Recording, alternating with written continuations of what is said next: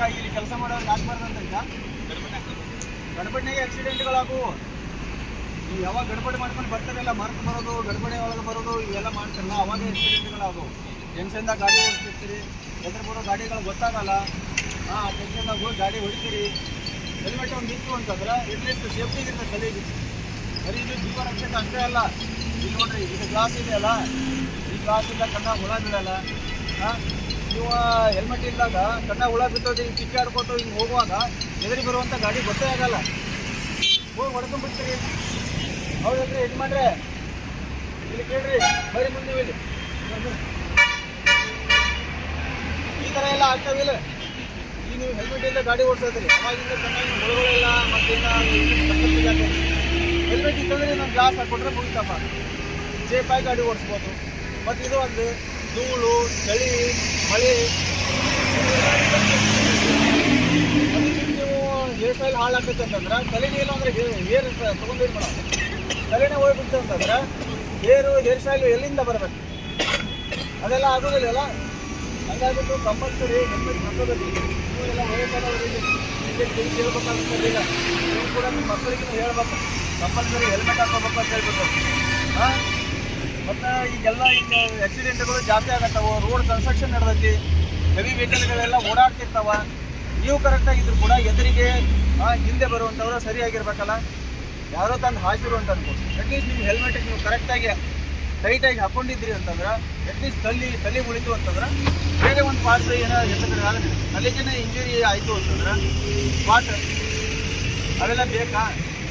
ಏನು ಹಬ್ಬ ಬಂದ್ರೆ ಒಂದು 1000-1500 ಇರ್ತದೆ. 1000-1500ಕ್ಕೆ ಜೀವ ಆಡಿಬಿಡ್ತೀರಾ? ತಪ್ಪಲ್ಲಿ ಇದೆಲ್ಲನೂ. ನಾವು ಮಾಡ್ತಿರೋದು ನಿಮ್ಮ ಒಳ್ಳೆಯದಕ್ಕಾಗಿ, ನಿಮ್ಮ ಜೀವದ ಒಂದು ಸುರಕ್ಷತೆಗಾಗಿ.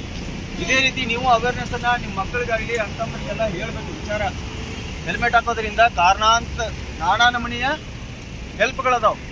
ಬರೀ ಜೀವ ಉಳಿಸೋದಷ್ಟೇ ಅಲ್ಲ, ಇದರಿಂದ ಧೂಳನ್ನು ತಡೆಗಟ್ಟಬಹುದು, ಹಸರ ಮತ್ತು ಮಳೆಯನ್ನು, ಆಮೇಲೆ ಬಿಸಿಲನ್ನು, ಚಳಿಯನ್ನು, ಇವೆಲ್ಲದರಿಂದನೂ ಸೇಫ್ಟಿ ಇದೆ ಹೆಲ್ಮೆಟ್ ಹಾಕೋದ್ರಿಂದ. ಗೊತ್ತಾಯ್ತಾ? ಕಂಪಲ್ಸರಿ ಎಲ್ಲನೂ ಹಾಕೋಬೇಕು. ಈ ಹೆಲ್ಮೆಟ್ ಜೊತೆಗೆ ಕಂಪಲ್ಸರಿ ಇನ್ಶೂರೆನ್ಸನ್ನು ಹೊಂದಬೇಕು. ಕಂಪಲ್ಸರಿ ಇನ್ಶೂರೆನ್ಸ್ ಇತ್ತು ಅಂತಂದ್ರೆ ನಿಮ್ಮ ಮನೆಗೆ ನೀವೇ ಆಧಾರ ಆಗಿರ್ತೀರಿ, ದುಡ್ದು ಹಾಕೋರು ನೀವೇ ಇರ್ತೀರಿ. ನೀವೇ ಕಳ್ಕೊಂಡ್ಬಿಟ್ರೆ ಮನೆಯವ್ರಿಗೆ ಯಾರು ಸಿಕ್ಕು? ದುಡ್ಡು ಹಾಕೋರು ಬೇಕಲ್ಲ. ಅಟ್ಲೀಸ್ಟ್ ಇನ್ನೊಂದು ಹೆಲ್ಮೆಟು ಒಂದು ಇದು ಇನ್ಶೂರೆನ್ಸ್ ಅದು ಇತ್ತು ಅಂತಂದರೆ ಇನ್ಶೂರೆನ್ಸ್ ಕಂಪ್ನಿಯವರಾದರೂ ಸ್ವಲ್ಪ ದುಡ್ಡು ಕೊಡ್ತಾರೆ. ನಿಮ್ಮನ್ನು ನಂಬ್ಕೊಂಡು ಅವ್ರಿಗೆ ಏನೋ ಒಂದು ಜೀವನೋಪಾಯಕ್ಕೆ ಏನೋ ಒಂದು ಸ್ವಲ್ಪ ದುಡ್ಡಾದರೂ ಸಿಗ್ತದೆ.